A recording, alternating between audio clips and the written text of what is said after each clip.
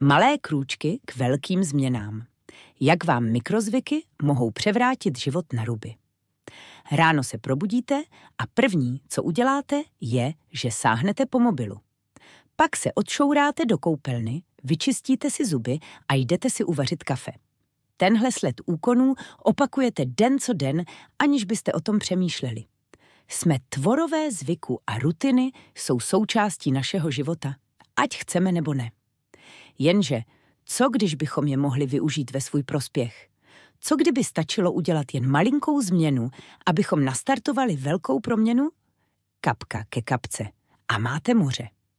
Představte si, že byste každý den udělali jednu malou věc navíc. Třeba si po ránu dali sklenici vody, než sáhnete po kávě. Nebo si po vyčištění zubů 5 minut zacvičili. Nic velkého, nic, co by vám zabralo moc času nebo energie. Jenže tyhle drobné úkony, když je opakujete den za dnem, se postupně stanou součástí vašeho života. A najednou zjistíte, že vypijete o litr vody víc a cítíte se líp. Nebo že jste po měsíci mnohem ohebnější a máte lepší náladu. Mozek miluje rutinu. Náš mozek je líný parchant. Nerad vynakládá energii na zbytečnosti a proto si rád vytváří rutiny.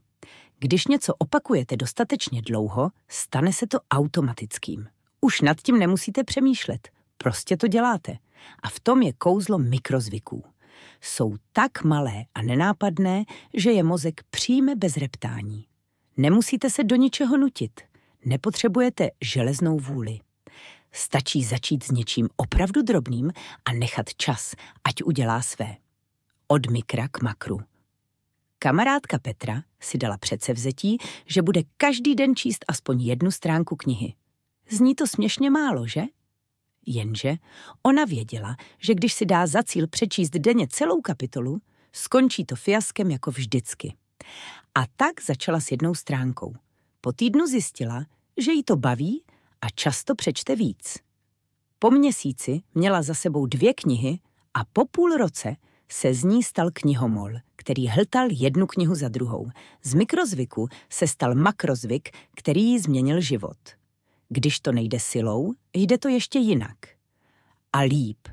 Kolikrát jste si řekli, že od zítřka začnete cvičit, jíst zdravě nebo se učit cizí jazyk?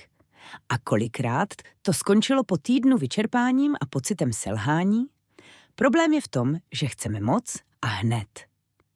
Jenže velké změny jsou jako obrovský balvan. Těžko ho uzvednete najednou, ale když ho budete oklepávat den za dnem malým kladívkem, začas se rozpadne na prach. A to je princip mikrozvyků. Nesnažíte se převrátit svůj život vzhůru nohama přes noc. Místo toho děláte malé krůčky, které vás postupně dovedou tam, kam chcete. Revoluce v županu. Možná si říkáte, že tohle všechno zní moc hezky, ale ve skutečnosti to nemůže fungovat.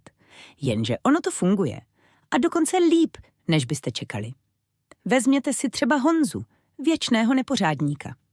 Rozhodl se, že každý večer před spaním uklidí 1 věc. Jen 1 jedinou. Po měsíci zjistil, že uklízí celý pokoj, aniž by se musel nutit. Z mikrozvyku se stala rutina a z rutiny životní styl. A nejlepší na tom je, že to bolelo mnohem míň než jakýkoliv předchozí pokus o velký úklid. Síla mikrozvyků nespočívá v jejich velikosti, ale v jejich pravidelnosti. Jsou jako kapky vody, které postupně vyhloubí i tu nejtvrdší skálu. Nemusíte převracet svůj život na ruby, abyste ho změnili k lepšímu. Stačí začít s něčím malým. Tak malým, že to ani nebolí.